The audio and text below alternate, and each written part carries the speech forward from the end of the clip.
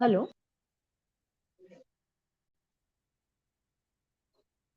Hello, am I audible? Okay. Good afternoon, everyone.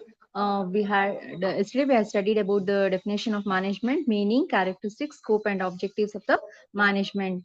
So today we will got to know about the difference between the administration and management. What is the difference between administration and management? Administration is a thinking function, and management is a execution function. So administration is at a higher level or a top level. Management is at a middle level or the upper level, and it is concerned with formation of major policies and objectives. In administration, in management, it is the implementation of policies and objectives. Planning and control are the main functions of administration, and in management, organizing and directing are the main functions of management. And administration related with the execution of plans, and management is related with the execution of plan to achieve the objectives. And in administration, the knowledge is more important than the technical ability, but in management, technical ability more important to the administrative knowledge. And the states and the executives are board of directors in the administrations, and in managers we have management, we have supervisors, executive managers, general managers, etc. So these are the difference between the administration and the management. Next, we will move to the functions of management. The important functions of management are planning, organizing, staffing, directing, coordinating, and controlling. Planning, organizing, staffing, directing, controlling, and coordinating. These are the important functions of management. ಏನೇನು ಅಂದ್ರೆ ಯೋಜಿಸುವುದು, ಸಂಘಟಿಸುವುದು, ಸಿಬ್ಬಂದಿ ನೇಮಕ. ಯೋಚಿಸುವುದು ಅಂದ್ರೆ planning, ಸಂಘಟಿಸುವುದು ಅಂದ್ರೆ organising, ಸಿಬ್ಬಂದಿ ನೇಮಕ ಮಾಡುವುದು ಸ್ಟಾಫಿಂಗ್, ನಿರ್ವಹಿಸುವುದು ಡೈರೆಕ್ಟಿಂಗ್, ನಿಯಂತ್ರಿಸುವುದು ಕಂಟ್ರೋಲಿಂಗ್. ಸೊ ಇದೆಲ್ಲದು management different activities or functions. ಇದೆಲ್ಲದುವೆ ನಿಮ್ಗೆ ಸಪರೇಟ್ ಯೂನಿಟ್ ಆಗೇ ಇದೆ, ಯಾಕೆಂದ್ರೆ these are the important functions of management to be handled. ಈ ಫಂಕ್ಷನ್ಸ್ ಗಳು ಕರೆಕ್ಟ್ ಆಗಿ ಮಾಡಿದ್ರೆ ಮಾತ್ರನೇ ನಾವು ಮ್ಯಾನೇಜ್ಮೆಂಟ್ ಗೋಲ್ಸ್ ನ ಫುಲ್ಫಿಲ್ ಮಾಡಕ್ ಆಗೋದು, ಆಬ್ಜೆಕ್ಟಿವ್ಸ್ ನ ಫುಲ್ಫಿಲ್ ಮಾಡಕ್ ಆಗೋದು. So planning is the major step. Next ಈಗ ಏನ್ ಮಾಡೋದ ಅಂತಂದ್ರೆ ನಾವು ಯಾವ ಫಂಕ್ಷನ್ಸ್ ಏನೇನು ಅಂತ next unit. Next we will move for the levels of management. What are the different levels of management? Top level management ಅಂತ ಇರುತ್ತೆ ಹೇಳ್ದಂಗೆ, board of directors, managing directors, chief executive officers, general manager, president, vice president ಎಲ್ಲರೂ top level management ಅಲ್ಲಿ ಬರ್ತಾರೆ. Next we have middle level management. The middle level management is comprised of people who implement the policies formulated by the top level management. ನಾವು different administration and management ಅಲ್ಲಿ ಹೇಳ್ದಂಗೆ top level management ಅಲ್ಲಿ ಇವರೆಲ್ಲ ಬರ್ತಾರೆ. Chief executive officer, board of director, MDs ಎಲ್ಲಾರು. So ಅದು top level management ಆಗುತ್ತೆ. Next we have middle level management. Middle level of management comprises or actually implementing the policy and ಯಾವ policies ನ formulate ಮಾಡಿದಾರ top level management ಅವರು, ಅದನ್ನ ಇವರು implement ಮಾಡೋದಕ್ಕೆ ಮಿಡಲ್ ಲೆವೆಲ್ ಮ್ಯಾನೇಜರ್ಸ್ ಇರ್ತಾರೆ. Management middle level is comprised of people who are actually implementing the policies formulated by the management. It is comprised of departmental heads. Purchase ಗೆ ಮತ್ತೆ sales ಗೆ, accounts ಗೆ ಅಂತೆಲ್ಲ ಡಿಫ್ರೆಂಟ್ ಡಿಪಾರ್ಟ್ಮೆಂಟ್ಸ್ ಇರುತ್ತೆ. ಆ department heads ಗಳೆಲ್ಲರೂ ಇದಕ್ಕೆ purchase manager ಮತ್ತೆ deputy manager ಈ ತರ ಎಲ್ಲಾರು ಏನ್ ಮಾಡ್ತಾರೆ, ಮಿಡಲ್ ಲೆವೆಲ್ ಮ್ಯಾನೇಜ್ಮೆಂಟ್ ಗೆ ಬರ್ತಾರೆ. ಅದು low level management. The low level management comprised of supervisors, foremen, office superintendents, etc. So these people are in direct contact with the workers who are either engaged in production of goods or rendering services to the customer.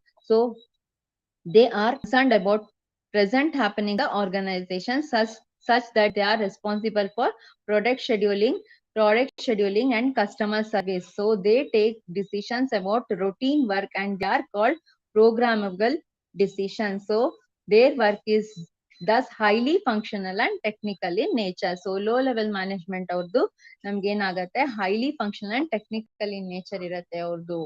ಆಮೇಲೆ next manager skills. ಈ ಎಲ್ಲಾ activities ಮಾಡಕ್ಕೆ ಯಾವ್ಯಾವ ತರ different skills ಇರೋರು ನಮ್ಗೆ ಬೇಕಾಗತ್ತೆ, ಯಾವ್ಯಾವ ತರ ಸ್ಕಿಲ್ಸ್ ಇರೋನ ಯಾವ್ಯಾವ ಲೆವೆಲ್ ಆಫ್ ಮ್ಯಾನೇಜ್ಮೆಂಟ್ಗೆ ಹಾಕ್ಬೇಕಾಗತ್ತೆ ಅನ್ನೋದನ್ನ ನಾವು ಇಲ್ಲಿ ನೋಡ್ಬೇಕಾಗತ್ತೆ. These are the there are 3 important skills that are required managers. They are technical skills, human skills and conceptual skills. Technical skills ಅಂದ್ರೆ the ability to do particular work with the resource in a particular area of expertise called a technical skill. So technical skill ಅಂದ್ರೆ ಆ area ಆ field ಅಲ್ಲಿ ಅವ್ರಿಗೆ ಚೆನ್ನಾಗಿ knowledge ಇರ್ಬೇಕು. ಈಗ computer ಅಂದ್ರೆ ಕಂಪ್ಯೂಟರ್ ನಾಲೆಜಸ್ ಇರೋರು ಇರ್ಬೇಕು, ಕಂಪ್ಯೂಟರ್ ಬಗ್ಗೆ ತಿಳಿದಿರೋರು ಇರ್ಬೇಕು. ಅದೇ ಟೆಕ್ನಿಕಲ್ ಸ್ಕಿಲ್ಸ್ ನ ಇಂಪ್ರೂವ್ ಮಾಡ್ಕೊಳಕ್ಕೆ ಅವ್ರಿಗೆ ಗೊತ್ತಿರ್ಬೇಕು. Like how car driver must know the driver, ಹಂಗೆ ಕೊಟ್ಟಿದ್ದಾರೆ ಟೆಕ್ನಿಕಲ್ ಹಂಗೆ ಅಂದ್ರೆ ಕಾರ್ ಡ್ರೈವ್ ಮಾಡೋದಕ್ಕೆ ಹೆಂಗೆ ಅಂತಂದ್ರೆ ಕಾರ್ ಡ್ರೈವ್ ಮಾಡೋರ್ ಗೊತ್ತಿರ್ಬೇಕು ಅವ್ರಿಗೆ.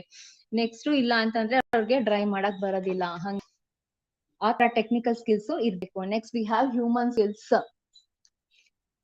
Human skills is the ability of a manager to deal with the people effectively in such a way that people do work willingly not by force. So force ಇಂದ ಕೆಲಸ ಮಾಡಿಸಬೇಕಲ್ಲ, ಅವ್ರಿಗೆ willingly. Human skills ಹೆಂಗಿರ್ಬೇಕು, ಅವರೇ ಸಂತೋಷ ಪಟ್ಟು ಕೆಲಸ ಮಾಡೋಂಗಿರ್ಬೇಕು. Force ಮಾಡಿದ್ರೆ ನಮ್ಗೆ ಏನಾಗತ್ತೆ, ನಮ್ ಸ್ಕಿಲ್ಸ್ ಇಂಪ್ರೂವ್ ಆಗೋದಿಲ್ಲ. So the human skills is important skill required for managers at all levels, but the degree of requirement varies. The manager empathetic in his approach while dealing with the people, the ability to understand others and communicate effectively to make people work with zeal and confidence in a human skill. So human skills ಅವ್ರಿಗೆ improve ಆಗಿರ್ಬೇಕು. ಇಲ್ಲ ಅಂತಂದ್ರೆ ಅವ್ರಿಗೆ zeal ಇರೋದಿಲ್ಲ, ಅವ್ರ confidence build ಆಗೋದಿಲ್ಲ ಅವ್ರದ್ದು ಅದನ್ನ ಮಾಡೋದಿಕ್ಕೆ. Next we have conceptual skills. This managerial skill is the ability to think for the organization as a whole and grows continuously. This is possible through innovative practices that suit the changing business environment. So conceptual skills andre decision, when a decision taken regarding a change in the, it have an impact on various departments or organization. So decision making skills, so decision making ತಗೋಬೇಕು ಅನ್ನೋ time ಅಲ್ಲಿ ನಮ್ಗೆ ಏನಾಗುತ್ತೆ, concept important role play ಮಾಡತ್ತೆ.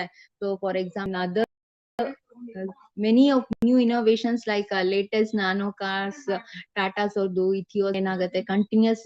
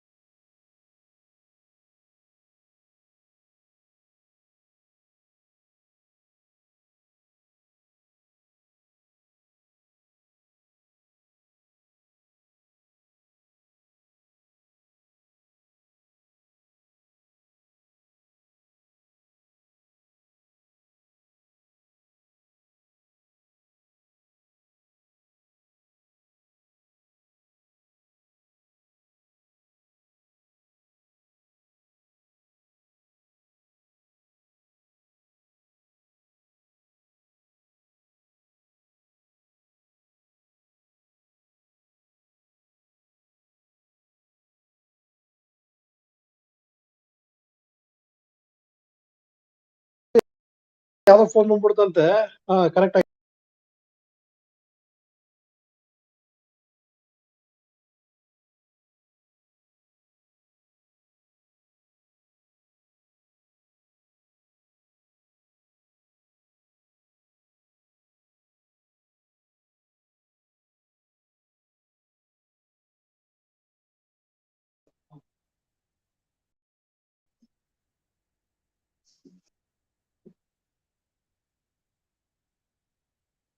Hello, am I audible now? Okay. I was telling about the evolution of management thoughts. The evolution of management thoughts can be studied under the following headings. The first one is pre-scientific management era, classical management era, neoclassical management era, and modern management era. Pre-scientific management era was before the scientific management era. That is industrial revolution ಅಲ್ಲಿ ಮುಂಚೆ ಇದ್ದಿದಂತದ್ದು scientific management start ಆಗಕ್ ಮುಂಚೆ ಇರೋದು pre scientific management era ಅಂತ. ಅಂದ್ರೆ industrial ಇದು ಎಲ್ಲ start ಆಗಕ್ ಮುಂಚೆ ನಮ್ಗೆ ಇಂಡಸ್ಟ್ರೀಸ್ ಇಂಜಿನ್ ಆಗ್ಲಿ, ಈಗ ಕಂಪ್ಯೂಟರ್ಸ್ ಆಗ್ಲಿ, ಹೊಸ ಸೈಂಟಿಫಿಕ್ ಅಂತದ್ದು ಮೆಕ್ಯಾನಿಕಲ್ ಕ್ಯಾಲ್ಕುಲೇಟರ್ ಎಲ್ಲ ಕಂಡಿಡಕ್ ಮುಂಚೆ ಏನು ಇರ್ತಾ ಇರ್ಲಿಲ್ಲ. ಸೊ ಅದಕ್ಕಿಂತ ಮುಂಚೆ ಮ್ಯಾನೇಜ್ಮೆಂಟ್ ಹೇಗಿತ್ತು ಅಂದ್ರೆ ಇವ್ರುಗಳು ಏನು ಅಂದ್ರೆ ಡಿಫ್ರೆಂಟ್ ಆಗಿತ್ತು. ಅವ್ರು ಬರೀ division of labour and was a supporter of profit and sharing ಆ ತರ ಮಾತ್ರ ಇರ್ತಾ ಇತ್ತು. ಬಟ್ ಆಮೇಲೆ ಏನಾಯ್ತು, ಕ್ಲಾಸಿಕಲ್ ಮ್ಯಾನೇಜ್ಮೆಂಟ್ ಎರಾ ಬಂತು. Classical management era was associated with managing work and organisation on scientific basis. So scientific basis ಅಲ್ಲಿ ಮಾಡಿದ್ರಿಂದ ಈ ಎರಾದಲ್ಲಿ 3 ಗ್ರೂಪ್ಸ್ ಡಿವೈಡ್ ಮಾಡಿದ್ರು. ಅದು ಅಂದ್ರೆ ಸೈಂಟಿಫಿಕ್ ಮ್ಯಾನೇಜ್. ಅದ್ರಲ್ಲಿ ಏನಾಯ್ತು, ಸೈಂಟಿಫಿಕ್ ಮ್ಯಾನೇಜ್ಮೆಂಟ್ ಅಲ್ಲಿ ಬರ್ತು Gantt. Are you hearing me? Gantt, others have made different and incredible contributions to the concept of scientific management. So, ಏನ್ ಮಾಡಿದ್ದಾರೆ ಸೈಂಟಿಫಿಕ್ ಮ್ಯಾನೇಜ್ಮೆಂಟ್ ಅಲ್ಲಿ ಟೇಲರು, ಗಿಲ್ಬರ್ಟ್, ಗ್ಯಾಂಟ್ ಅವರೆಲ್ಲರೂ ಬೇಕಾದಷ್ಟು ಕಾಂಟ್ರಿಬ್ಯೂಷನ್ಸ್ ಮಾಡಿದ್ದಾರೆ. ಆಮೇಲೆ FW ಟೇಲರ್ ನ ಫಾದರ್ ಆಫ್ ಸೈಂಟಿಫಿಕ್ ಮ್ಯಾನೇಜ್ಮೆಂಟ್ ಅಂತಾನೆ ಕರೀತಾ ಇದ್ರು. ಯಾಕೆಂದ್ರೆ ಅವ್ರದ್ದು ಅಷ್ಟು ಕಾಂಟ್ರಿಬ್ಯೂಷನ್ ಇತ್ತು ಸೈಂಟಿಫಿಕ್ ಮ್ಯಾನೇಜ್ಮೆಂಟ್ಗೆ.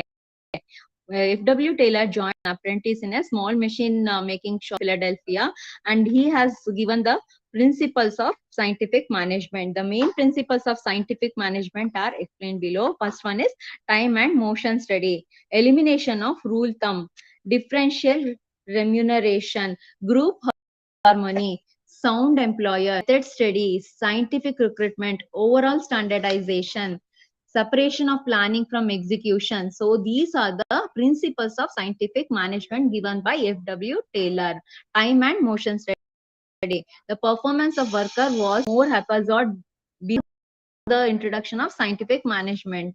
Pre-scientific ಇದ್ರಲ್ಲಿ ಏನಾಗಿತ್ತು, haphazard ಆಗಿತ್ತು. ಬರೀ ಅವ್ರದ್ದು ವರ್ಕರ್ಸ್ ಮತ್ತೆ ಮ್ಯಾನೇಜ್ಮೆಂಟ್ ಆ ತರ ಡಿವಿಷನ್ ಆಫ್ ಲೇಬರ್ ಯಾವ ತರದ್ದು ಏನೂ ಇರ್ಲಿಲ್ಲ. ಇದ್ರಲ್ಲಿ ಏನಾಯ್ತು, ಟೈಮ್ ಏನಾಗತ್ತೆ, ದಟ್ ನಂಬರ್ ಆಫ್ ಮೂವ್ಮೆಂಟ್ಸ್ ಏನಾಯ್ತು, ವರ್ಕರ್ಸ್ ಮತ್ತೆ ವರ್ಕ್ ಸ್ಟೇಷನ್ಸ್ ಗಳಂತ ಮಾಡಕ್ ಶುರು ಮಾಡಿದ್ರು. As a result of this, workers were taking more time to complete the job that necessary. So ಇವರು ಸುಮ್ನೆ ಎಷ್ಟೊಂದ್ ಜನ ವರ್ಕರ್ಸ್ ಬೇಡವಾಗಿತ್ತು ಆ ಕೆಲಸ ಮಾಡೋದಿಕ್ಕೆ ಅಂತವ್ರೆಲ್ಲ ಸುಮ್ನೆ ಓಡಾಡ್ಕೊಂಡಿದ್ರು. ಅಂತವನ್ನೆಲ್ಲ ಏನ್ ಮಾಡಿದ್ರು, ಎಲಿಮಿನೇಟ್ ಮಾಡಿ ಅವ್ರನ್ನ ಟೈಮ್ ಅಂಡ್ ಮೋಷನ್ ಸ್ಟಡಿ ನಲ್ಲಿ ಅದನ್ನ ಕಂಡಿಡ್ಕೊಂಡ್ರು. Next we have elimination of rule thumb. Taylor advocated to eliminate thumb at workstations. He determined standards and advised to work accordingly. So ಈ ಎಲ್ಲ ತರ ಸ್ಟ್ಯಾಂಡರ್ಡ್ಸ್ ಮಾಡಿ ಆ ಸ್ಟ್ಯಾಂಡರ್ಡ್ಸ್ ತಕ್ಕಂಗೆ ವರ್ಕ್ ಮಾಡೋದಿಕ್ಕೆ ಅವರು ಅಡ್ವೈಸ್ ಮಾಡಿದ್ರು. Next we have differential remuneration. Taylor suggested differential price system, differential piece rate system. ಅವಾಗ ಏನ್ ಮಾಡ್ತಾರೆ, ಅವರು ಒಂದೊಂದು ಪೀಸ್ಗೆ ಈ ಕೆಲ್ಸಕ್ಕೆ ಹಿಂಗೆ ಅಂತ ಹೇಳಿ ಸ್ಟ್ಯಾಂಡ್ ಫಿಕ್ಸ್ ಮಾಡಿಸ್ತಾರೆ. And both standards were received higher piece rate than those unable to reach the standards. Next, we have the group harmony. Taylor emphasized upon the maintenance of group in the organization. Group harmony can eliminate dissatisfaction, frustration.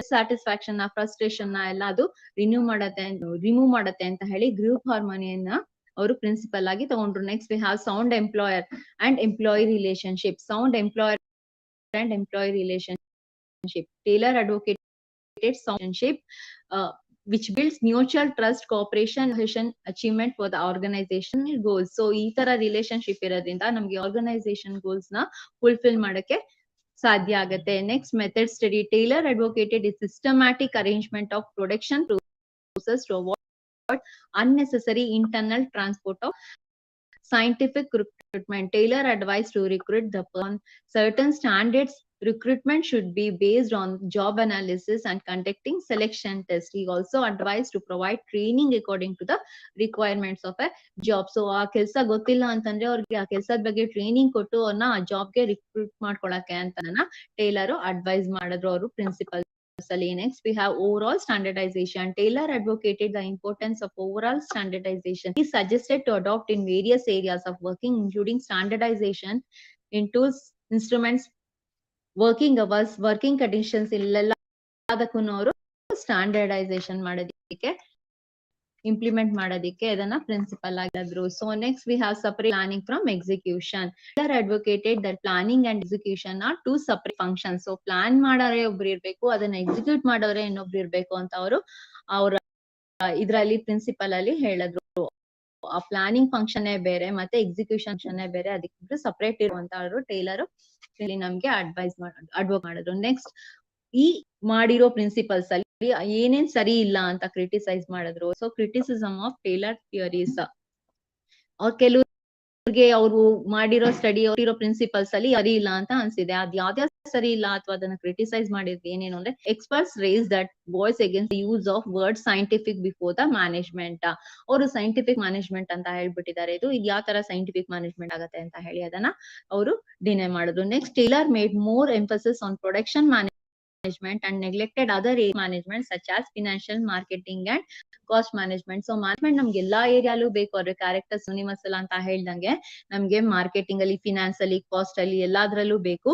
But ಇವ್ರು ಏನ್ ಮಾಡಿದ್ದಾರೆ, ಬರೀ production management ಅಲ್ಲಿ ಮಾತ್ರ ಇವರು emphasis ಮಾಡಿದ್ದಾರೆ, ಅದಕ್ ಮಾತ್ರ ಒತ್ತು ಕೊಟ್ಟಿದ್ದಾರೆ.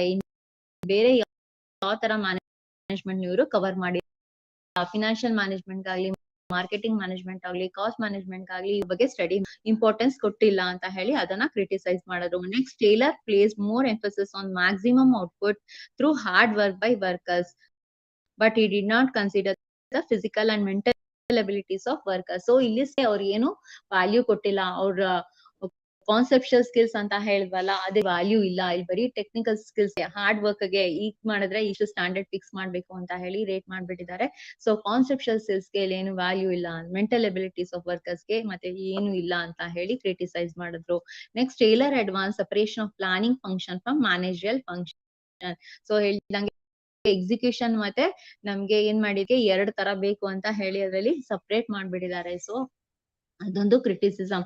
Taylor advocated the supply of standard tools of materials for better output. Always alone cannot produce the expected.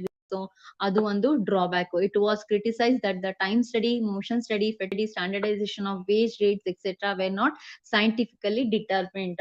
Introduction of scientific management is a time consuming process. It was criticized that this system cannot be introduced in a week or fortnight time. So ಇದು ತುಂಬಾ ಜಾಸ್ತಿ procedure, ಅದನ್ನ ನಾವು ಬೇಗ ಅದನ್ನ implement ಮಾಡ್ಕೊಳಕ್ ಆಗಲ್ಲ, ಅದೊಂದು ಕ್ರಿಟಿಸಿಸಮ್ ಬಂತು. Next we have the administrative management. ಇದರಲ್ಲಿ ಮೂರ್ ಇದೆ, ಯಾವ್ದು ಸೈಂಟಿಫಿಕ್, ಅಡ್ಮಿನಿಸ್ಟ್ರೇಟಿವ್ ಮತ್ತೆ ಬ್ಯೂರೋಕ್ರಾಟಿಕ್. ಸೈಂಟಿಫಿಕ್ ಮ್ಯಾನೇಜ್ಮೆಂಟ್ ಅಲ್ಲಿ FW ಟೇಲರ್ದು ಕಾಂಟ್ರಿಬ್ಯೂಷನ್ ಇತ್ತು. ಇದರಲ್ಲಿ ಅಡ್ಮಿನಿಸ್ಟ್ರೇಟಿವ್ ಮ್ಯಾನೇಜ್ಮೆಂಟ್ ಅಲ್ಲಿ henry ಫಯೋಲ್ contribution. Administrative management places more emphasis on manager and management functions. Its main objective is to describe the process of management and management philosophy. It gives more universal theory of management. So Henry Fayol was a major contributor to the administrative management approach. Henry Fayol was a French industrialist, and he categorized business activities into groups such as technical, financial, accounting, security and managerial. So these ಇದ್ರ ಮೇಲೆ ಏನ್ ಮಾಡಿದ್ರು ಅವರು, ಫಯೋಲ್ 14 principles ನ ಬರೆದ್ರು. Fayol's principles of management. Henri Fayol listed out 14 principles of management. They are division of labor, authority and responsibility, unity of command, unity of direction, subordination of individual interest to group interest, remuneration, centralization, scalar chain, order, equity, stability of tenure personal initiative, spirit, decor. So these are the 14 principles of FIOS. Division of labor. First ಅವರು ಇವ್ರದ್ದು ಟೈಲರ್ದ್ರ ಮೇಲೆ ಒಂದ್ ಸ್ವಲ್ಪ ಇದ್ ಮಾಡಿ enhance ಮಾಡಿ ಇದನ್ನ 14 principles ಕೊಡ್ತಾರೆ. ಅಡ್ಮಿನಿಸ್ಟ್ರೇಟಿವ್ ಮೇಲೆ ಜಾಸ್ತಿ ಒತ್ತಾಸೆ ಹೇಳಿ ಇವ್ರು ಏನ್ ಮಾಡ್ತಾರೆ, division of labour first principle ಅವ್ರದ್ದು. Division of labour or work refers to the distribution of total work into different groups. Next we have authority and responsibility. Management is getting things done by others. As we know, definition of management is getting things done by others. Authority gives a person to direct the efforts of others to perform the job. So authority and responsibility are different. Next we have discipline. According to this principle, discipline is essential to all levels of management. Discipline denotes respect for agreements which are directed at achieving obedience, application, energy, and outward marks of respect. And next principle is unity of command. According to this principle, a subordinate has one superior. In case a subordinator is placed under more than one superior, he may not perform job perfectly. In other words, each subordinate is responsible to only one supervisor or superior. Next, we have unity of direction. According to this principle, each group of activities having the same objective must have one head and one plan. For example, a marketing department should not have two managers, each one with a different marketing technique. So ಒಂದು ಯೂನಿಟ್ಗೆ ಒಂದೇ head ಇರಬೇಕು ಅಂತ ಹೇಳಿ ಬರುತ್ತೆ ಈ principle. Next subordination of individual interest to group interest. Here the group interest refers to the interest of an organization. Next we have the remuneration. This principle states that employees should be given fair and reliable remuneration. It should give satisfaction both to the workers and employees. So remuneration employees ಮತ್ತು ಇವ್ರಗಳಿಗೂ ವರ್ಕರ್ಸ್ಗೂ satisfy ಆಗಷ್ಟು ಇರಬೇಕು. Next centralisation. Generally authority is centralised in small firms and decentralised in large firms. Taylor said that centralization or decentralization on individual circumstances. So ಅಲ್ಲಿ ಹೆಂಗೆ necessary ಇದೆ ಅದ್ರ ಮೇಲೆ ನಾವು centralisation ಮಾಡ್ಬೇಕಾ decentralisation ಮಾಡ್ಬೇಕಾ ನೋಡ್ಕೋಬೇಕು ಅಂತ ಹೇಳ್ತಾರೆ. Next we have scalar chain. Scalar chain is the channel through which the authority flows through superior to his subordinates. This indicates the relationship between persons working at different levels in an organization. Here the communication flows systematically from, for example, A is the superior and two subordinates ಇದಾರೆ ಅಂತಂದ್ರೆ, so ಅಲ್ಲಿ scalar chain ಅಲ್ಲಿ ಏನಾಗುತ್ತೆ, example A ಇಂದ is passed through B, and if C wants to pass on message, it should be from B only. So idu start chain. Next we have, or according to this principle, materials and people should be in the right place at the right time. So the material should be kept in order in place where it is necessary. Similarly, the workers are selected scientifically and assigned responsibilities according to the qualification and abilities. We have the equity. According to this principle, superior should show fairness, kindliness, and justice towards the subordinates. Stability of tenure is another principle. Fayol advocated provision of security of jobs to employees. Insecurity of jobs leads to higher labor turnover. Next, initiative. Fayol advocated that the subordinates should be given a freedom to express their opinions while executing the work. He suggests that managers should take decisions after considering the opinion of subordinates. Satisfaction is very much important. Next we have the spirit de corps. This refers to the unionist strength. Fayol emphasized the need for a teamwork. So ಎಲ್ಲರೂ ಸೇರ್ಕೊಂಡು team work ಮಾಡಿದ್ರೆ ಅದರಲ್ಲಿ ಜಾಸ್ತಿ strength ಇರತ್ತೆ, ಮತ್ತೆ ನಮ್ಮ organisation goals ನ ಮಾಡ್ಬೋದು. ಟೀಮ್ ವರ್ಕ್ ಆದಾಗ ಅಲ್ಲಿ ನಮ್ಗೆ ಸುಮಾರು ಎಲ್ಲಾ ತರದ್ರಲ್ಲೂ ಯಾವ ತರದ್ದು ಇದ್ ಬರೋದಿಲ್ಲ, ಹ್ಯೂಮನ್ ಸ್ಕಿಲ್ಸ್ ಗಳೆಲ್ಲದು ಸೇರಿ ಒಟ್ಟಿಗೆ ನಮ್ಗೆ ಹೆಲ್ಪ್ ಆಗತ್ತೆ ಅಂತ ಹೇಳಿ ಯೂನಿಯನ್ ಸ್ಟ್ರೆಂತ್ ಅಂತ ಹೇಳಿ spirit de corps is the last principle of the principle. Sorry, I mean ಟೇಲರ್ದು ಮತ್ತೆ ಫೈಯಲ್ದು ಪ್ರಿನ್ಸಿಪಲ್ ಆಯ್ತು. Next we will move for the bureaucratic management. Bureaucratic management is the third type of management.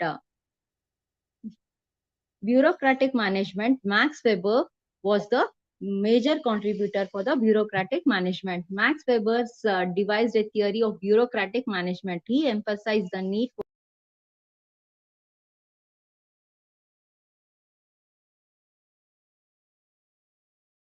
management ಆದ್ಮೇಲೆ ನಮ್ಗೆ ಬರೋದು new classical management era.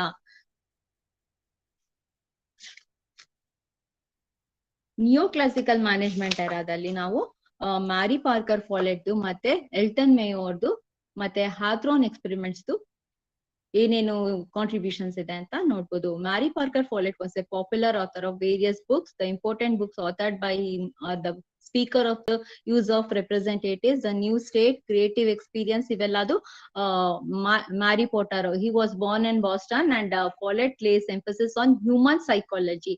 According to him ಅವರು human psychology ಬಗ್ಗೆ ಜಾಸ್ತಿ ಎಂಫಸೈಸ್ ಮಾಡಿದ್ರು. Next we have Elton Mayo. Elton Mayo was in favour of human relations. So ಇವರೆಲ್ಲರೂ ಏನ್ ಮಾಡಿದ್ರು, ಎಲ್ಲಾ ಹ್ಯೂಮನ್ ರಿಲೇಷನ್ಸ್ ಬಗ್ಗೆ ಜಾಸ್ತಿ ಒತ್ತಾಸೆ ಕೊಟ್ಟರು. George Elton Mayo and his associates conducted Hawthorne experiments at the Hawthorne. Next Hawthorne experiments findings ಏನು ಅಂತ ನೋಡೋದು.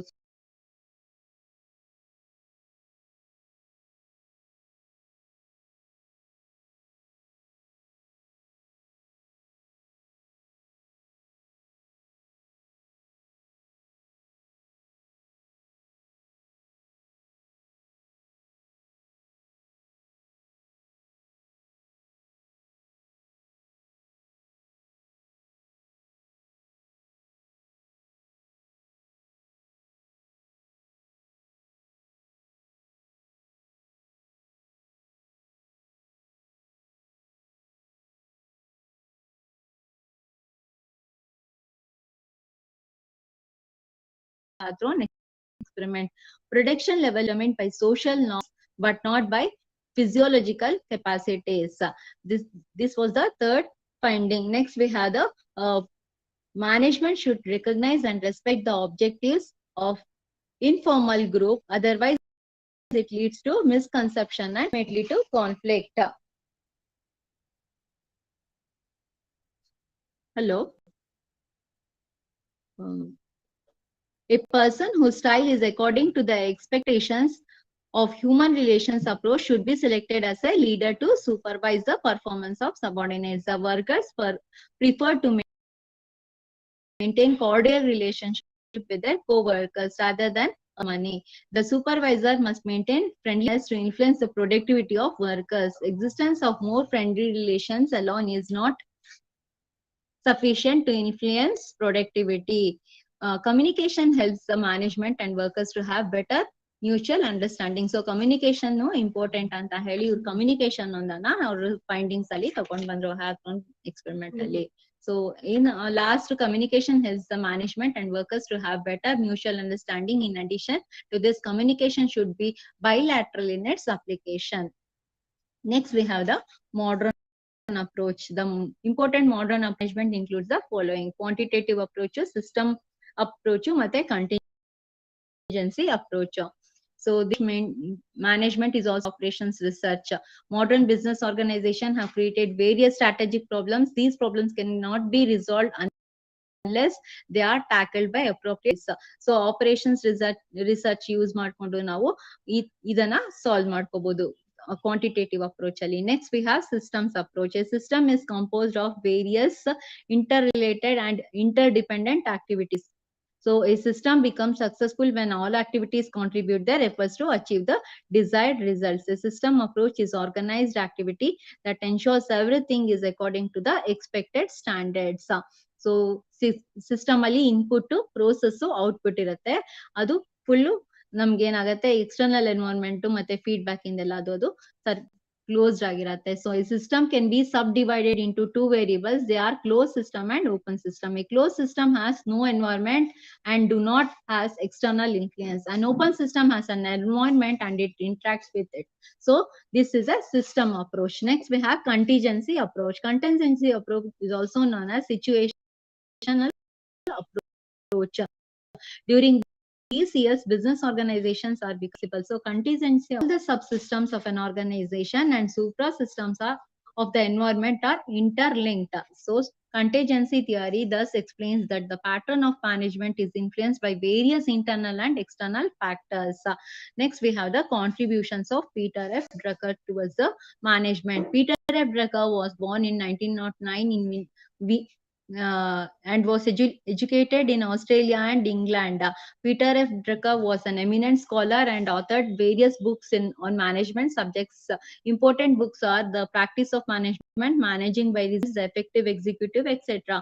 And what are the contributions of Peter F. Drucker? Important contributions of Drucker are: Drucker was against to bureaucratic management. Pebbles bureaucratic management ಗೆ ಅವರು against ಆಗಿದ್ರು. He emphasized management to be flexible, innovative and creative. ಅವ್ರು ಹೇಳಿದ್ರು flexible ಆಗಿರ್ಬೇಕು management, ಹೊಸ ತರ creative ಗೆ ಮತ್ತೆ ಇನೋವೇಷನ್ ಗೆ ಅದು ಒತ್ತಾಸೆ ಕೊಡ್ಬೇಕು ಅಥವಾ ಬೇಸ್ ಕೊಡ್ಬೇಕು ಅಂತ ಹೇಳಿದ್ರು. Next he treated management us A discipline and profession. Nature ಅಲ್ಲೇ ಹೇಳ್ದಂಗೆ ಅದು ಮ್ಯಾನೇಜ್ಮೆಂಟ್ ಒಂದು ಡಿಸಿಪ್ಲಿನ್ ಅಥವಾ ಪ್ರೊಫೆಷನ್ ಆಗಿರ್ಬೇಕು ಅಂತ ಇವಳು ಹೇಳಿದ್ರು ಅವ್ರ ಇದರಲ್ಲಿ contribution or the study. The next, he emphasized that management is a practice and a discipline in the form of a science. So management ಅವರು ಪ್ರಾಕ್ಟೀಸ್ ಆಫ್ ಮ್ಯಾನೇಜ್ಮೆಂಟ್ ಅಂತ ಹೇಳಿ ಅದಕ್ಕೆ ಇದ್ ಮಾಡಿರೋದು ಬುಕ್. ಅದ್ರಲ್ಲಿ ಏನ್ ಮಾಡಿದಾರೆ ಅವ್ರು ಹೇಳಿದ್ದಾರೆ, emphasise that management is A practice and a discipline in the form of science. Next we have, according to this view, an effective management structure should enable smooth performance of activity. So ಒಂದು good management ಹೇಗಿರ್ಬೇಕು ಅಂದ್ರೆ smooth performance of activities ಏನೇನ್ ಬರುತ್ತೆ, planning, organising ಎಲ್ಲದೂ ಬರುತ್ತೆ management under. ಅದೆಲ್ಲದ್ರದ್ದು performance, smooth performance ನಮ್ಮ ಎಲ್ಲ ಆಕ್ಟಿವಿಟಿಗಳನ್ನ ಫುಲ್ಫಿಲ್ ಮಾಡಬೇಕು. Next, contain possible minimum number of management levels. Next is enable young personal to test their ability. So youngsters should come and give their skills to know their ability. That was another contribution of Drucker. He asserted centralized control with the structure of decentralization. He introduced the concept of MBO, management by objectives, in 1954. We'll study in the objectives of management. Next, this gives importance to self control rather than the control by others. Controlling Ali says that human beings should be ready to accept the face challenges. Adapting to changes is inevitable to bring favorable changes. So these are the contributions given by the Peter F. Drucker. Next, we should know what are the contributions given by the Indian C.K. Prahalad for the management. C.K. Prahalad is another world famous management guru who was from India. Prahalad considered his experience at the Union Cabinet as a major turning point in his life. So Prahalad was the co-founder and became CEO of Raja Incorporation. The goals of the company ranged from allowing common people to access information without restriction to providing a platform for various management ideas. Prahalad has been among top 10 management thinkers in every major survey for over 10 years. Business Week said them a brilliant teacher at the University of Michigan. So Prahalad was named the world's most influential management thinker in 2007. In 2009, he was conferred Padma Bhushan, third in the hierarchy of civilian awards by the Government of India. In 2009, he was named the world's most thinker on the Times. So Prahalad has worked a lot on strategy and related issues. ಅವ್ರದ್ದು strategies ಮೇಲೆ ಮತ್ತೆ ಅದ್ರ related issues ಮೇಲೆ ತುಂಬಾ study ಮಾಡಿ findings ಕೊಟ್ಟಿದ್ದಾರೆ. The missing link between strategy and the execution has been explored by him in many of his works. He focused on building organizational capabilities that allow companies to achieve the sustained continuous change and innovation. So innovation, Drucker ಅವರು ಹೇಳ್ದಂಗೆ modern ಮ್ಯಾನೇಜ್ಮೆಂಟ್ಗೆ ನಮ್ಗೆ innovation ಮತ್ತೆ ಏನ್ organisation capabilities ನ fulfil ಮಾಡೋ ಅಂತದ್ದು creativity ಎಲ್ಲ ಬೇಕು. ಅದ್ರ ಮೇಲೆ ಅವರು ಜಾಸ್ತಿ ಒತ್ತಾಸ ಮಾಡಿದ್ದಾರೆ. Next, flexibility and efficiency in all customer facing and back-end process, treating all individuals, customer, employees, investors, and suppliers as unique, working across cultures and time zones in borderless global network, and building teams that are capable of providing high quality, low cost solutions rapidly. So these are the contributions of C.K. Prahalad. And next we shall move to the contribution of Gary Hamel. Gary Hamel was born in the year 1954. He is an American management expert, and the Wall Street Journal ranked Gary Hamel as the world's most influential business thinker. Hamel is one of the most respected contributors to the debate on business strategy. He is a revolutionary in thoughts, and this is evident from his views on strategy. So ಇವರು business strategy ಬಗ್ಗೆ ತುಂಬಾ study ಮಾಡಿ ಅದ್ರ ಬಗ್ಗೆ contributions ಕೊಟ್ಟಿದ್ದಾರೆ. As a management consultant and educator, he pioneered the concepts of strategic intent, core competencies with Prahalad, and industry revolution and management innovation, which have changed the practice of management in organization around the world, like GE companies, Time Warner, Nokia, Nestle, etc. So ಇದೆಲ್ಲರೂ ಅವರು ಇದನ್ನ introduce ಮಾಡ್ಕೊಂಡಿದ್ದಾರೆ. Next we have Hamel argued that strategy in business has lost much of its credibility. Identified specific weaknesses, strategic management practices, SWOT analysis ಮಾಡ್ಕೋಬಹುದು. ಅದು ಮಾಡ್ಕೊಂಡ್ರೆ strength, weakness, opportunities ಬಗ್ಗೆ ಗೊತ್ತಾಗತ್ತೆ management. So in order to successfully complete for the future, Hamel advocated it to bring about revolution in one's industries or market space. According to Hamel, management innovation is market departure from the traditional management principles, process, and practices, or departure from customary organizational forms, and significantly alter the way the work of management as performed. Enhance this, and this enhances the organization. So, Management Lab.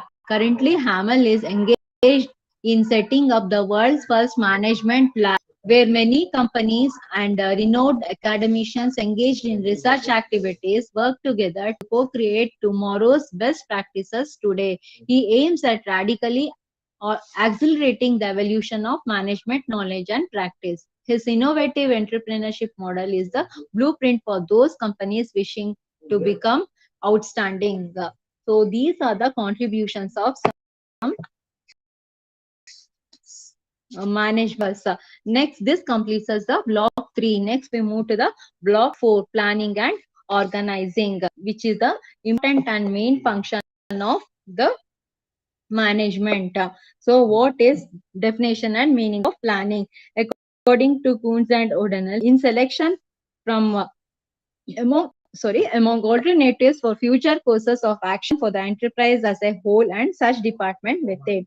Plan, according to George Terry, planning is the selecting and relating of facts and the making and using of assumption regarding the future in the visualization and form of proposed activities believed necessary to achieve desired result.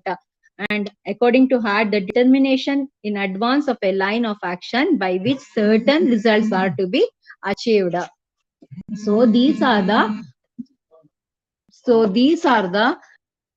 important definitions of planning. Next, we'll move to the nature and scope of planning. Primary function. The primary function of management planning precedes all other functions. Without setting the goals to be achieved and time of action to be followed, there is no meaning of organizing, directing, or controlling the activities. So first step in the function of management is planning. Next comes organizing, directing, or controlling the controlling functions. Next, we have the planning and intellectual process. Primary function planning, adu adra nature. Next to planning is an intellectual process. So what is to be done, how is to be done, where it is to be done, by whom it is to be done, elladuve planning the intellectual process. So ಏನ್ ಮಾಡ್ಬೇಕು, ಯಾರ್ ಮಾಡ್ಬೇಕು, L ಮಾಡ್ಬೇಕು, ಹೇಗ್ ಮಾಡ್ಬೇಕು, ಏನು ಎಲ್ಲಾದು ಪ್ರಶ್ನೆ ಬರುತ್ತೆ. ಅದು ಪ್ಲಾನಿಂಗ್ ಅಲ್ಲಿ include ಆಗಿರುತ್ತೆ. Planning a rational approach. It is a rational approach. Planning process is a rational approach to the achieving of organizational goals. An action is rational. It is objectively and intelligently decided. So planning is a rational approach. Next, focus on objectives. An organization employs a number of persons. Each one of these has different personality and attitude. There will be difference of opinion about the objectives of the enterprise and the methods to achieve them. Planning focuses attention on setting up organization objectives and suggests way to the achieve them. Next, a planning is a continuous process. Planning is a continuous process and a never-ending activity of a manager in an enterprise. Next, it prevails all managerial activities. Every manager in an organization has a planning function to perform. It may also be said fundamental managerial function. So, planning is a fundamental managerial function. This may be in top level or in middle level. ಆ ತರ ಯಾವ level ಎಲ್ಲಾದ್ರೂ ಸರಿ planning ನಮ್ಗೆ ತುಂಬಾ important. A manager should plan as well as execute the things as he perceives them. Next, another character is leads to efficiency and economy. Planning involves the efficient utilization of various resources like capital, labor, machine, materials, etc. Every factor of production could efficient and economical use so that output is results in more and efficient efforts of the employees ಚೆನ್ನಾಗಿದ್ರೆ ನಮಗೆ output ಚೆನ್ನಾಗೆ ಬರುತ್ತೆ. Planning helps in controlling duplication of efforts, which also ensures economy. Next factor is limiting factors. A planner should consider limiting factors like money, manpower, materials, market, etc. before taking a planning. So ನಾವು ಇದೆಲ್ಲ ಯೋಚನೆ ಮಾಡಬೇಕು. Next we have coordination. Coordination is essential for harmonious working of the organisation. Flexibility. Planning leads to the adoption of specific course of action and rejection. Next, we have the realistic nature. Planning is based on future forecasts. Though the future is always uncertain, but the prediction should be realistic on possible. So business forecasting ಇನ್ನೊಂದು unit ನೋಡ್ತೀವಿ. ಆಮೇಲೆ planning concerns future activities and also based on facts. The 6 P's of planning. The 6 P's of fundamental planning, these are very much important. Purpose, philosophy, promise, policy, plans and priorities. So ಯಾನ್ ಮಾಡ್ತಿದೀವಿ, ಅದ್ರ philosophy ಏನು, ಮತ್ತೆ promises to complete that, ಮತ್ತೆ ಅದಕ್ಕೆ ಅಂತ policies plan ಮಾಡಿ, ಮತ್ತೆ ಅದಕ್ಕೆ ಪ್ಲಾನ್ಸ್ ಮಾಡಿ ಯಾವ್ದಕ್ಕೆ ಪ್ರಯಾರಿಟಿ ಕೊಡ್ಬೇಕು ಫಸ್ಟ್ ಅನ್ನೋದು important. So purpose, philosophy, promise, policies, plans and priorities. Next we'll move for the forms and kinds of steps of planning. Classification of plans. There are several types of plans by time and duration. Long range plans ಮತ್ತೆ short range plans. By the level of strategic plans, administrative plans ಮತ್ತೆ operational plans ಅಂತ ಇದೆ. By representatives, standing plans ಮತ್ತೆ single use plans ಅಂತ ಇರುತ್ತೆ. Standing plans and single use plan. Standing plans are also known as repeated use plans. And by scope of planning, we have company made plans or master plans, and functional plans or each business functions. Next, we have total planning as corporate or strategy or long range plans, administrative or medium term plans, operational plans or short range plans. Long range planning. Warren defines long range planning as a process directed towards making today's decisions without tomorrow in our mind and formulating means of preparing for future decisions. So long term ತನಕ use ಮಾಡೋಂಥದಕ್ಕೆ long range planning ಅಂತ ಹೇಳ್ಬೋದು. Strategic planning.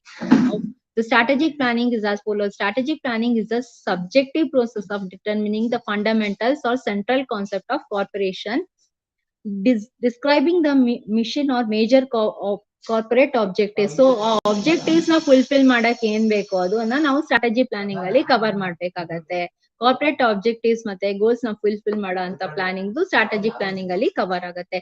Next we have administrative and operational planning. This is also called programming. It establishes short term objectives and action programs for each functional area. There is a budget and program for each function in the decision center. So this is administrative and operational plan. Next, we have kinds of business planning. There are 3 kinds of business planning. Plans for doing current business, plans for continuing in business, plans for development and growth. So plans for doing business andre current business. These are the functional or operating plans in the form of programs and schedules. They are interested in immediate customer service and operating efficiency of the department. Plans for continuing in business. It deals with changing character of customer demand, changing technology of business. So efficiency of the department ಮಾಡೋದಕ್ಕೆ ನಾವೇನ್ ಮಾಡ್ತೀನಿ, current operations plan ನ use ಮಾಡ್ತೀವಿ. Next, plans for continuing in business ಅಲ್ಲಿ ಏನ್ ಮಾಡುತ್ತೆ, it deals with changing character of customer demands of customer ಮೇಲೆ, ಮತ್ತೆ ಚೇಂಜಿಂಗ್ ಟೆಕ್ನಾಲಜಿ ಮೇಲೆ, ಚೇಂಜಿಂಗ್ ಹ್ಯಾಬಿಟ್ಸ್ ಮತ್ತೆ ಎಕ್ಸ್ಪೆಕ್ಟೇಷನ್ಸ್ ಆಫ್ ದ ಎಂಪ್ಲಾಯೀಸ್ ಮೇಲೆ ನಾವು ಅದನ್ನ ಪ್ಲಾನ್ ಮಾಡ್ಕೋಬೇಕಾಗತ್ತೆ. Plans for continuing in business. Next we have plans for growth. Plans for growth ಅಲ್ಲಿ it may be divided into two categories, internal growth ಮತ್ತೆ external growth. Internal growth is made through product improvement, product line extension. So product improvement ಗೆ, product extension ಗೆ ಏನ್ plan ಮಾಡ್ಬೇಕು ಅದನ್ನ internal growth ಅಲ್ಲಿ ಆ plan depend ಆಗುತ್ತೆ. External growth is made through product acquisition and corporate acquisition and marketing, etc. Thus, growth may be secured through product development, product innovation, product acquisition, and lastly through mergers and amalgamation. Next, we'll move to the steps of planning. The first step is perception of opportunities. Perception of opportunities is the first steps in planning. Next, we have the establishment of objectives. So, establishment of planning premises. Third, next we have the identification of alternatives, evaluation of alternatives, choice of alternatives, formulating derivative plans, establishing sequences of activities and follow-up actions. These are the different steps in planning. Planning the perception of opportunities. In this step, formulation of plans by providing clue whether opportunity exists, what opportunity and threats exist for the taking of particular plans. Thus, it may be taken as the beginning of the process. So first step andre perception of opportunities. It is the ability to see them clearly and complete knowledge of where the organization stands today in the light of its strengths and weaknesses. All understandings why the organization wants to solve uncertainties and a vision that is expects to gain. So vision ಇಟ್ಕೋಬೇಕು, ಒಂದು mission ಇರಬೇಕು, ಅದು objectives ಗಿನ ಮುಂಚೆ ಅದು organisation perception of opportunities. First step in planning. Establishment of objectives. The overall major organizational and unit objectives set the pattern of the proposed course of action and shape of the structure of the subsidiary objective in the organization. So, objectives are very much important. Objectives are the specified in all key result areas which represent important activities of the organization in achieving the objectives, that is profitability, sales, research and development, manufacturing and so on. Next, the third step is establishment of planning premises. These are assumptions about the future understanding of the expected situations. These are the conditions under which planning activities are undertaken. These premises may be internal or external. Internal premises are internal variable that affects the planning. Internally ನಮ್ planning ಏನೇನ್ effect ಆಗ್ಬೋದು, ಮತ್ತೆ external premises which includes factors like environmental, like political, social, technological, competitors plan, ಅದೆಲ್ಲ external factors ಆಗತ್ತೆ. ಅದ್ರ ಬಗ್ಗೆ ಯಾವ ತರ ಪ್ಲಾನಿಂಗ್ ಪ್ರಿಮೈಸಸ್ ಬೇಕು ಅಂತ ನಾವು ನೋಡ್ಬೇಕು. Next we have identification of alternatives. Various alternative of the plan can be identified keeping in mind the organizational objectives. Organizational objectives ನ ನಾವು ಇಟ್ಕೊಂಡು ಯಾವ ತರ ಪ್ಲಾನಿಂಗ್ ಪ್ರಿಮೈಸಸ್ ನ ನಾವು ಪ್ರಿಪೇರ್ ಮಾಡ್ಬೇಕಾಗತ್ತೆ ಅನ್ನೋದನ್ನ ತಿಳ್ಕೊಬೇಕಾಗತ್ತೆ. Particular objective can be achieved through a number of ways, but all alternatives cannot be considered for analysis. Next we have evaluation of alternatives. ನಾವು ಹುಡುಕಿರೋ ಆಲ್ಟರ್ನೇಟಿವ್ಸ್ ಅದನ್ನ ಎವ್ಯಾಲ್ಯೂಯೇಟ್ ಮಾಡ್ಕೋಬೇಕು. ಯಾವ್ದು ಸರಿ ಇದೆ, ಯಾವ್ದು ಸರಿ ಇಲ್ಲ, ಯಾವ ಆಲ್ಟರ್ನೇಟಿವ್ ಗೊತ್ತೆ, ಯಾವ್ದು ನಮ್ಗೆ ರಿಸಲ್ಟ್ ಸಿಗತ್ತೆ ಅನ್ನೋದನ್ನ ನೋಡ್ಬೇಕು. Various alternatives feasible in terms of preliminary criteria may be taken for the further evaluation. Each alternative is compared in terms of profitability. So capital investment ಬಗ್ಗೆ ಎಲ್ಲಾದ್ರೂ ಬಗ್ಗೆನು ಪ್ಲಾನಿಂಗ್ ಹೇಳ್ದಂಗೆ ನೇಚರ್ ಅಲ್ಲಿ ಇದು ಎಲ್ಲಾದ್ರಲ್ಲೂ ನಾವು ಮಾಡ್ಲೇಬೇಕಾಗಿರೋಂತ ಕ್ರಿಯೆ. So it's an important activity in the management. Choice of alternatives. After the evaluation of various alternatives, ಯಾವ valuation suitable ಆಗಿದೆ ಅಂತ ನಾವು ನೋಡ್ಬೇಕು. After the evaluation of various alternatives, one which is the most suitable is selected keeping in mind of the organizational objectives. Organizational objectives ನಾನು ಗೋಲ್ ಆಗಿ ಇಟ್ಕೊಂಡು ಯಾವ್ದು ನಮ್ಗೆ ಸೂಟಬಲ್ ಆಗಿದೆ ಅನ್ನೋದನ್ನ ತಗೋಬೇಕು. Next, formulating derivative plans. After formulating the basic plan, various plans are derived for each department of the company. So various department ಗೆ ನಾವು different types of basic plan ನ ಮಾಡ್ಕೋಬೇಕಾಗತ್ತೆ. Next establishing sequences of activities. Timing and sequence of activities are determined after formulating basic and derivative plans so that plans may be put into action. So timing is an essential consideration in planning. So right time in a right person in a right time ಅಂತ ಹೇಳ್ದಂಗೆ ಇದು time ಮತ್ತೆ person ಎಲ್ಲ planning ತುಂಬಾ important. Next we have the follow up action. Formulating plans and checking out of programmes are not sufficient unless follow up actions are provided to see that plans prepared and programs chalked out are being carried out with accordings with the plans. ನಾವು ಅನ್ಕೊಂಡಂಗೆ ಯೋಚಿಸ್ಕೊಂಡಂಗೆ ನಡೀತಾ ಇದೆಯಾ ಇಲ್ವಾ ಅದು ನಾವು ಹಾಕೊಂಡಿರೋದನ್ನ ನೋಡ್ಬೇಕು ಅಂತಂದ್ರೆ follow up action ತುಂಬಾ important. Next we have the advantages of planning.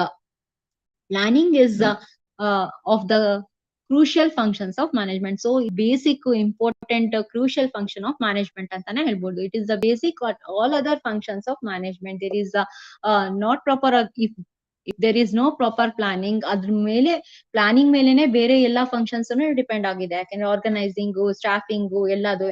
Next we have attention in that what first advantage of the planning is attention of objectives. So first ಹೇಳ್ದಂಗೆ objective ತುಂಬಾ important. So planning helps in clearly laying down the objectives of the organizations. First objectives ನ ಲೇ ಮಾಡೋದಿಕ್ಕೇನೆ ನಮ್ಗೆ ಇದು help ಮಾಡುತ್ತೆ. minimizing uncertainties. Planning always done for the future. ಇಲ್ಲಿ ನಮ್ಗೆ ಬಂದಂಗೆ ಯಾವ್ಯಾವ್ದಿದೆ ಇದು ಕ್ಯಾರೆಕ್ಟರಿಸ್ಟಿಕ್ಸ್ ಅಲ್ಲಿ ಮತ್ತೆ ಸ್ಟೆಪ್ಸ್ ಇನ್ ಪ್ಲಾನಿಂಗ್ ಅಲ್ಲಿ ಅದೇನ್ ಮಾಡುತ್ತೆ, ಮಿನಿಮೈಸಿಂಗ್ ಅನ್ಸರ್ಟನಿಟೀಸ್ ಗೆ ಹೆಲ್ಪ್ ಮಾಡುತ್ತೆ. ಬೆಟರ್ ಯುಟಿಲೈಸೇಷನ್ ಆಫ್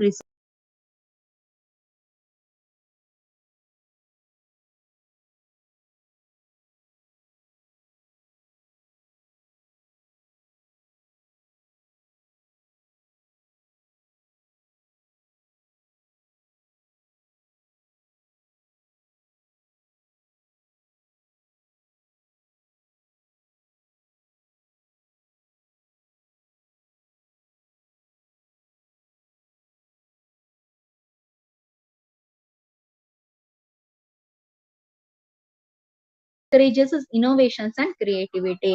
ನಮ್ಗೆ ಸೈಂಟಿಫಿಕ್ ಮಾಡರ್ನ್ ಮ್ಯಾನೇಜ್ಮೆಂಟ್ ಹೇಳ್ದಂಗೆ ಇನೋವೇಷನ್ ಮತ್ತೆ ಕ್ರಿಯೇಟಿವಿಟಿ ಬೇಕು. ಸೊ ಇನೋವೇಷನ್ ಅಂಡ್ ಕ್ರಿಯೇಟಿವಿಟಿನ ಇಂಪ್ರೂವ್ ಮಾಡತ್ತೆ.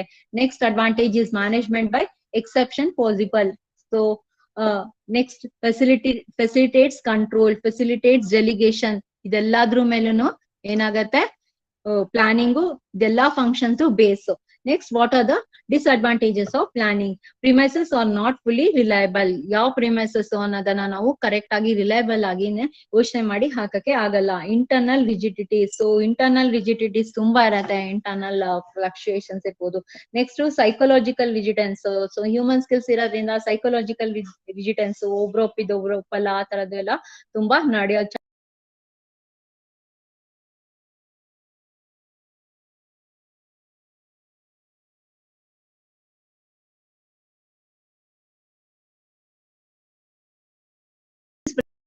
ಮಾಡುವಾಗ್ಲೂ ಮತ್ತೆ ಪ್ರೊಸೀಜರ್ ರಿಜಿಡ್ ಮಾಡುವಾಗ್ಲೂ ಇದರಲ್ಲಿ ಏನಾದ್ರು ನ್ಯೂನತೆಗಳು ಆಗ್ಬೋದು. Next we have capital investment. Capital investments ಅಲ್ಲೂ ಅಷ್ಟೇ one funds are invested fixed assets. ಆಮೇಲೆ ಈ ತರ ಪ್ಲಾನ್ ಮಾಡ್ಕೊಂಡು ಹಿಂಗಾಡಾಯ್ತು, ಪ್ಲಾನ್ ಆಫ್ ಆಕ್ಷನ್ ಸರಿ ಇಲ್ಲ ಅಂತಂದ್ರೆ ಅದನ್ನು ಡಿಸ್ಅಡ್ವಾಂಟೇಜ್ ಆಗುತ್ತೆ. Next we have external rigidities. Internal rigidities ಆದ್ಮೇಲೆ ಎಕ್ಸ್ಟರ್ನಲ್ ರಿಜಿಡಿಟೀಸ್ ಓದ್ಬೇಕು. ದೀಸ್ ರಿಜಿಡಿಟೀಸ್ ಏನಾಗತ್ತೆ, these are the over managers do not have any control. They have ಆ ತರ ಆದಾಗ ಏನಾಗುತ್ತೆ, ಮರ್ಜರ್ಸ್ ಮತ್ತೆ ಅಮಾಲ್ಗಮೇಷನ್ ಎಲ್ಲ. These may be social, economical, political and technological. So these place and this is another disadvantage of planning. Problem of rapid change, time factor, cost factor, failure of people in planning. So ಸರಿಯಾಗಿ ಮಾಡ್ತಿಲ್ಲ ಅವರು planning ಅಂದ್ರೆ ಅದ್ರಲ್ಲೂ ನಮ್ಗೆ disadvantage ಆಗುತ್ತೆ, ಪ್ಲಾನಿಂಗೇ ಸರಿ ಇಲ್ಲ ಅಂದ್ರೆ. So these are the important disadvantages of planning. Next we have planning is also a very much important topic. Planning, organizing, controlling, everything is important unit. So you have to know all about the planning. You have to study this unit thoroughly. Next types of plans.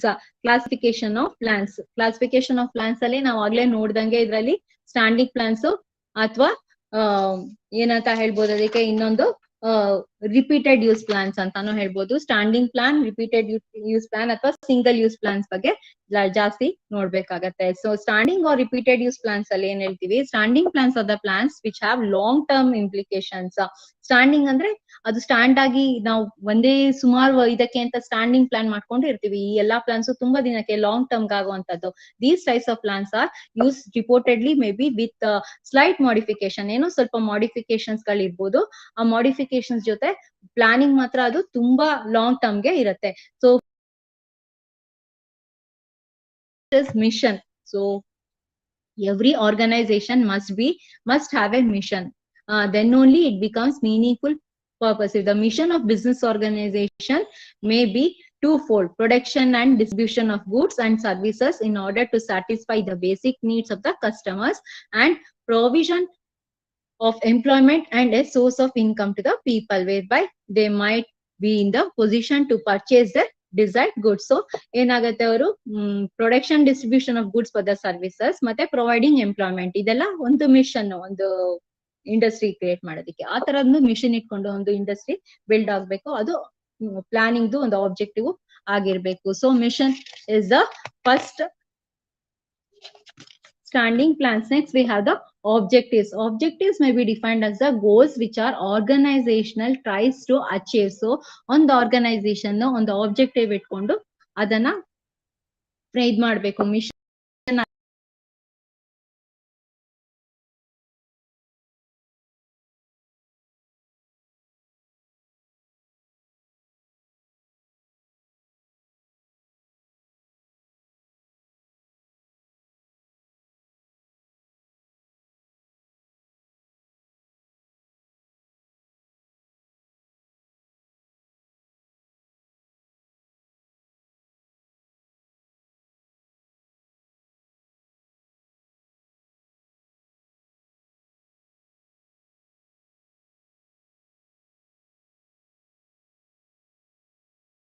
the goals, aims or purpose organization wish to achieve over varying periods of times. Objective is a wider term and mission is a part of parcel of it. Objectives decide where we want to go, what if and what is our destination. Objective constitute the purpose of the enterprise, and without them no intelligent planning can take place. So ಒಂದು objective ಇಟ್ಕೊಳ್ದೆ ಅದನ್ನ fulfil ಮಾಡ್ಬೇಕು ಅಂತ ಇಟ್ಕೊಳ್ದೆ ನಾವು planning ಮಾಡಕ್ಕೆ ಆಗೋದಿಲ್ಲ. ನಾವ್ ಏನ್ ಗೋಲ್ ನ ಫುಲ್ಫಿಲ್ ಮಾಡ್ಬೇಕು, ಯಾವ ಆಬ್ಜೆಕ್ಟಿವ್ ನ ಫುಲ್ಫಿಲ್ ಮಾಡ್ಬೇಕು ಅಂತ ಇದ್ರೇನೆ ಮಾತ್ರ ನಾವ್ ಅದಕ್ಕೆ ಪ್ಲಾನಿಂಗ್ ಮಾಡಕ್ಕೆ ಆಗೋದು. ಸೊ ಆಬ್ಜೆಕ್ಟಿವ್ ಪ್ಲಾನಿಂಗ್ ಮೇಲೆ ಡಿಪೆಂಡ್ ಆಗಿರತ್ತೆ. ಇಟ್ಸ್ ಇಂಪಾರ್ಟೆಂಟ್ ಫಂಕ್ಷನ್ ಯಾವುದು, ಆಬ್ಜೆಕ್ಟಿವ್. ಸೊ ಆಬ್ಜೆಕ್ಟಿವ್ ನ ನಾವು ಕರೆಕ್ಟ್ ಆಗಿ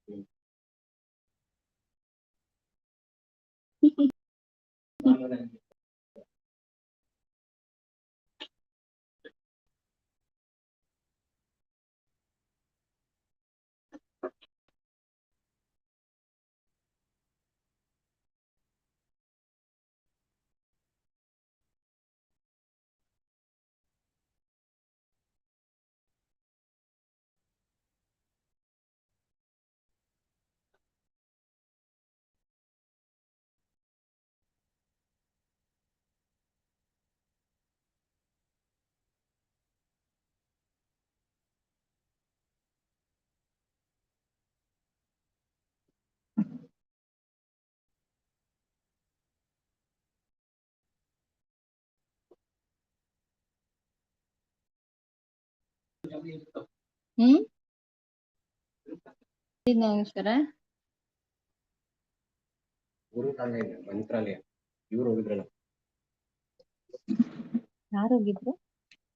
ಸೆಕ್ರೆಟರಿ ಡ್ಯೂಟಿ. ಓಹೋ ನಾಲ್ಕು ರಾಮೇಶ್ವರ ಫುಲ್ ಬೆಳಿದ್ದಾರೆ ನಾವು.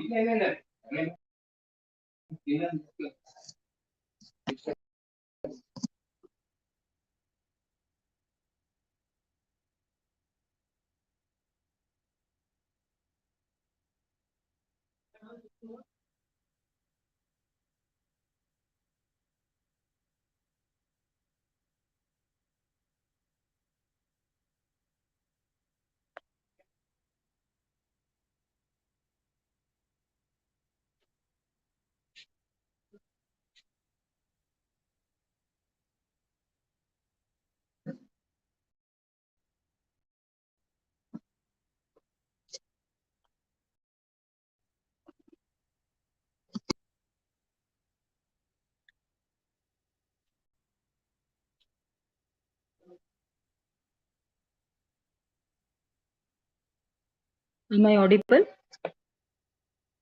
Are you hearing me? Can I continue?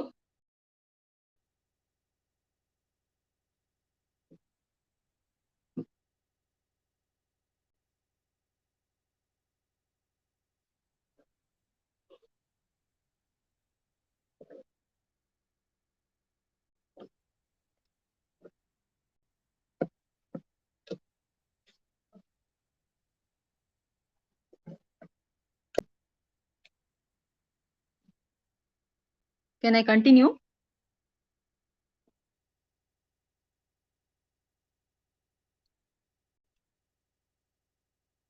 Okay, setting of objectives. In types of objectives, we have a lower level management prepare plans for accomplishing the objectives. Middle management also again plan and establish objectives which lower management must achieve. Middle management plans achieve the objectives set by the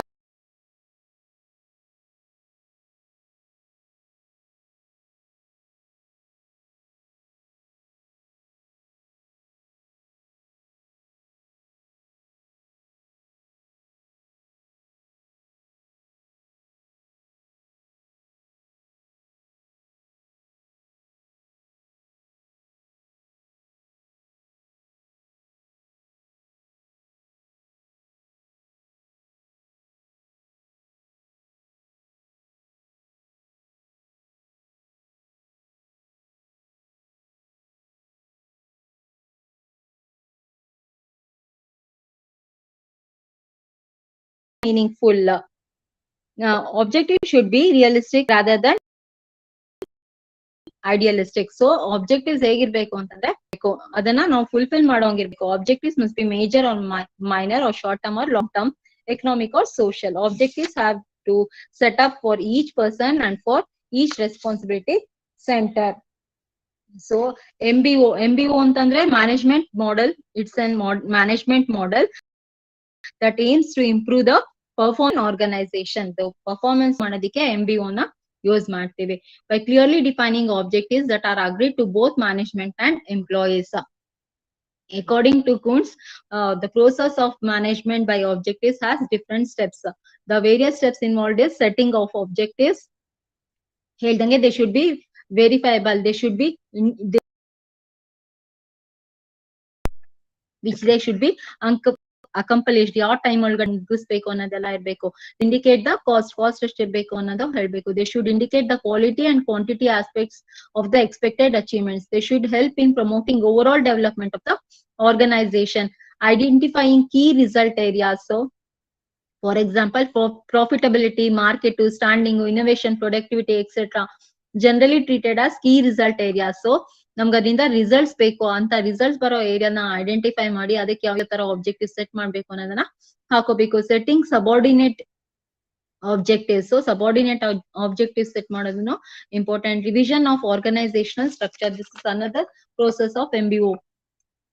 Matching objectives and resources. So more goal settings does not produce the expected result. Sufficient resources are sub to begin with the work. Therefore, the superiors must ensure the resources supplied will match the objectives. So objectives and resources should be important. Next, conducting periodic review. Performance ಮಾಡ್ಬೇಕು. Performance appraisal ಅಂದ್ರೆ ನಮ್ಗೆ review ಮಾಡ್ತಾ ಇದ್ದಾಗ ಯಾವ work ಹೇಗಾಗಿದೆ ಏನಾಗಿದೆ ಅಂತ ಹೇಳಿ ಗೊತ್ತಾಗುತ್ತೆ. The last is performance appraisal. Next we have the feedback. On the basis of over all evaluation feedback ತಗೊಂಡು ನಮ್ಗೆ ಅದನ್ನ ಆಬ್ಜೆಕ್ಟಿವ್ಸ್ ನ ಮಾಡ್ಬೇಕಾಗತ್ತೆ. Next we have the advantages of management by objectives. It helps in building team spirit among the members of an organization. ನಮ್ಗೆ team spirit ನ create ಮಾಡುತ್ತೆ. It helps in integrating the individual efforts to achieve overall objectives of an organisation. It helps in better utilisation of available resources. It concentrates as key results areas of the ಹೇಳ್ದಂಗೆ ಯಾವ ಯಾವ್ದು production ಮತ್ತೆ ನಮ್ಗೆಲ್ಲ ಯಾವ್ದು key areas ಅದ್ರ ಮೇಲೆ stress ಮಾಡುತ್ತೆ. It defines the individual goals, departmental goals etcetera. It creates A better working environment by defining duties and responsibilities. Promotes work culture and develop a result-oriented attitude in employees. It creates an opportunity for personal development and contributes for career development. It advocates trust to cooperation and mutual supportive attitude among the personnel. It develops a greater sense of identification in employees. It helps in locating weak and problem areas. It offers appropriate means to overcome weakness or problems and measure to solve problems.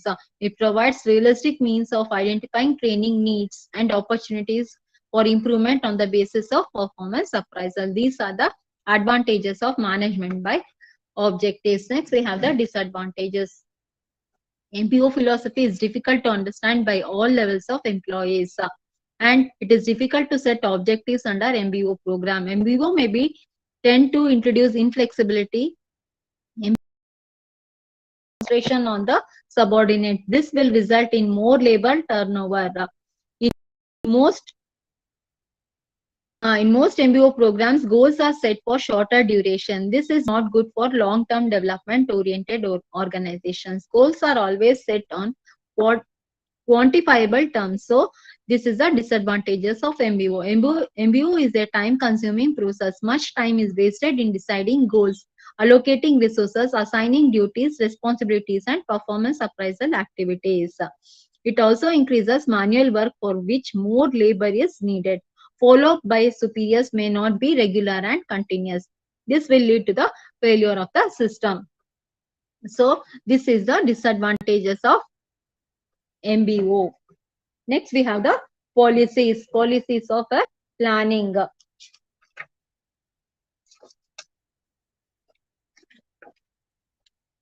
Planning ಅಲ್ಲಿ ನಮ್ಗೆ standing plans ಅಲ್ಲಿ mission, objectives, policies, procedures, rules and methods, strategies ಬರುತ್ತೆ. Mission ನೋಡಿದ್ವಿ ಮತ್ತೆ objectives ಏನಂತ ನೋಡಿದ್ವಿ. Objectives ಅಲ್ಲಿ management by objectives ನೋಡ್ಕೊಂಡ್ವಿ, ಅದೊಂದು method.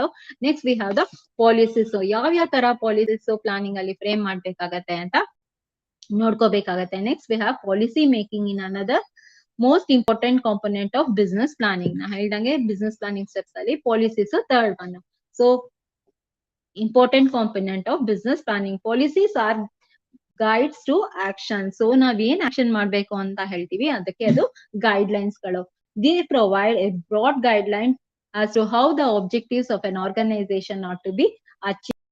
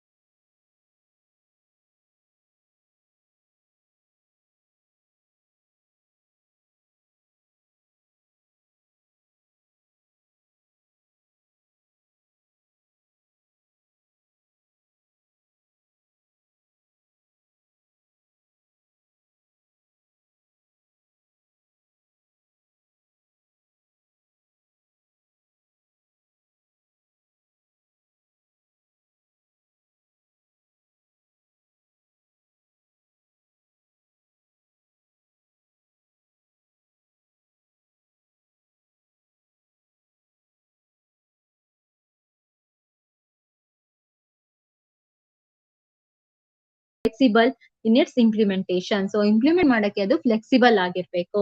A policy should be uniform in its application. It must be fair to all, offering equity and justice to those who are affected by it. And now we shall know the different types of policies: top management policies, upper middle management policies, middle management policies, foreman policies, operating force policies, research policies, financial policies, costing policies, accounting policies, marketing policies, production policies, and product policies. So top management policies ಅಂದ್ರೆ ಏನಾಗುತ್ತೆ, ಇದರಲ್ಲಿ ನಮ್ಗೆ policies top level management ಅವ್ರು ಹೆಂಗೆ frame ಮಾಡ್ಬೇಕು ಅನ್ನೋದ್ರ ಮೇಲೆ depend ಆಗುತ್ತೆ. ಅಪ್ಪರ್ ಮಿಡಲ್ ಮ್ಯಾನೇಜ್ಮೆಂಟ್ ಸೇಮ್ ಹಾಗೆ, ಮಿಡಲ್ ಮ್ಯಾನೇಜ್ಮೆಂಟ್ ಅವರು ಆದ್ರೂ ಅವ್ರಿಗೆ ಏನ್ ಬೇಕಾಗಿದೆ ಪಾಲಿಸೀಸ್ ಅದನ್ನ ಫ್ರೇಮ್ ಮಾಡ್ಕೊಳ್ತಾರೆ. ಅದು ಒಂದ್ type of policy. So these are, ಇಲ್ಲಿ ನೇಮ್ ಇರೋ ಹಂಗೇನೆ ಅದು ಅವ್ರವ್ರ ಪಾಲಿಸಿ ಫ್ರೇಮ್ ಮಾಡ್ಕೊಂಡು ಅವ್ರ ರೋಲ್ ಆಫ್ ವರ್ಕ್ ಏನಿದೆ, ರೋಲ್ ಆಫ್ ಆಕ್ಷನ್ ಏನಿದೆ, ಆ ಆರ್ಗನೈಸೇಷನ್ ಗೋಲ್ ಫಿಲ್ ಮಾಡಕ್ ಏನ್ ಬೇಕಾಗತ್ತೆ ಅದನ್ನ ಪಾಲಿಸಿ ಫ್ರೇಮ್ ಮಾಡ್ಕೋತಾರೆ. So these are different types of policies. Next we have the procedure. We have very much less time. We can't cover these another block in next one session. So I'm continuing the class now. Procedure, and next we finish off business forecasting if we can, if we have time now. Okay. Procedure is describing a customary method of handling a future activity. The term procedure refers to a specific administrative directive prescribing the sequential manner in which a repetitive activity is to be initiated, carried forward, and completed in a goal-oriented manner. Procedures are meant to standardize and routines the pattern and pace of workflow, the operational level. So in other words, a procedure is a series of related tasks that make up the chronological sequence and the established way of performing the work to be accomplished. So it is a procedure. Definition of a procedure. Next, we have the importance and benefits of procedure. The advantages is it ensures uniformity of action. It decreases the need for further decision making, laying down a standard path to follow. It is in the organization and its departments. It provides a good standard for the manager to apprise his employees. The procedure serves as a good tool of managerial direction, coordination, and its implementation control of specific activities within the organization. Setting a procedure. Procedure na hege set ಮಾಡ್ತಾರೆ. The following points should be kept in view while setting the procedure. The basic principle of procedure is that they should be kept to the minimum possible.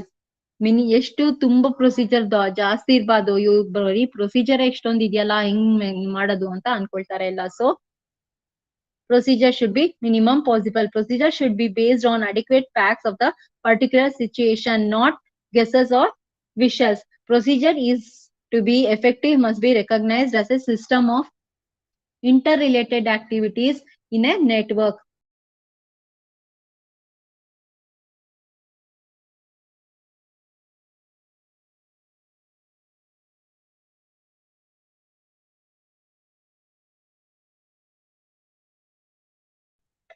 So these are the steps in setting a procedure. Next, we'll know the rules and methods.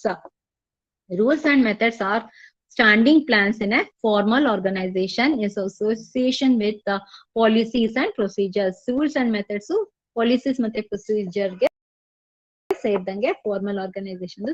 They are meant for repeated reference, guidance, and strict adherence by people in workstations. So workstations ಅಲ್ಲಿ follow ಮಾಡ್ಬೇಕಾಗಿರೋ rules and regulations very much important.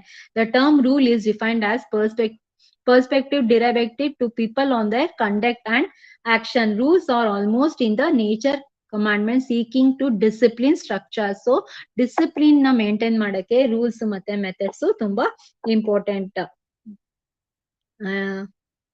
Next, method. A method is a prescribed process in which particular operation of a task is to be performed.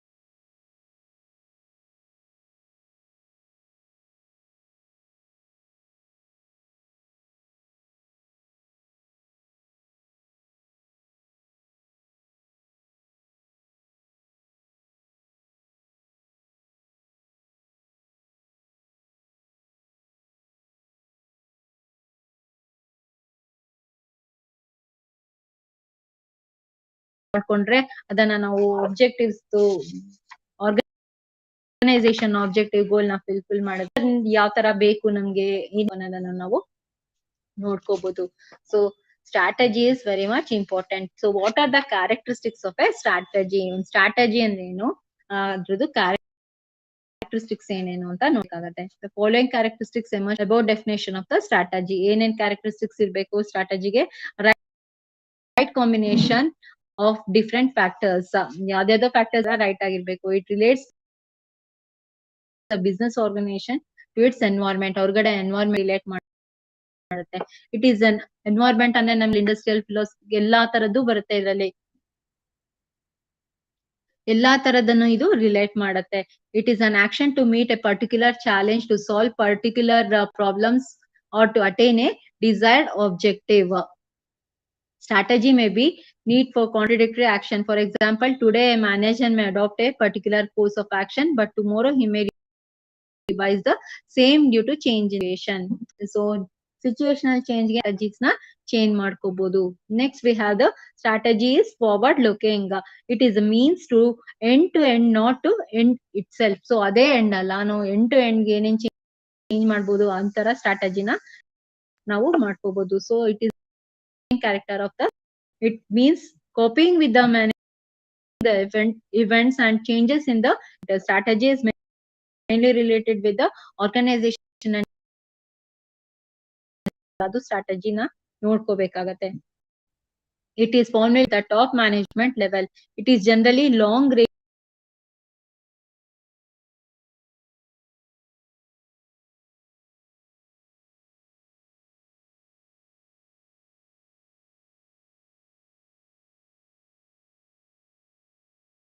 ಅನ್ನೋದು ಇಟ್ಕೊಂಡಿರತ್ತೆ. Next it is action oriented and more specific than objective. It is action oriented than specific objective ಗಿಂತ action oriented. ಅದ ನಾವು strategies ಮಾಡೋದ್ರಿಂದ ತಗೊಳ್ಳೋದ್ರಿಂದ ಒಂದು objective fulfil ಆಗುತ್ತೆ ಅನ್ನೋದು important. It is generally meant to cope with competitives, the behaviour of competitors and other advertisers of the enterprise affect its own functions ಮೇಲೆ strategy depend ಆಗುತ್ತೆ. Next strategy formulation.